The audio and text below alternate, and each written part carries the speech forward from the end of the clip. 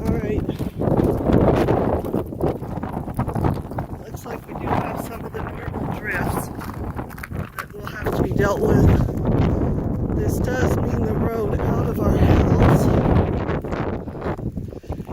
is going to be very exciting.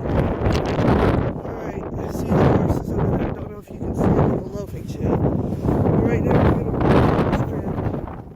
Pretty solid. We're going to have to wait for snow melt to get through this.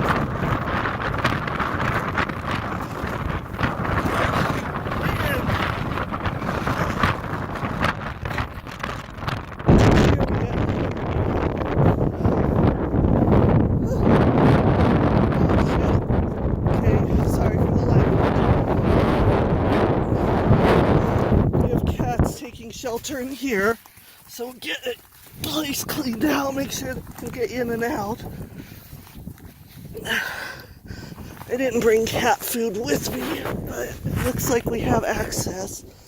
Alright, plows down on the road. Couldn't see any of that yesterday. Couldn't see our driveway there yesterday. Oh, look at that.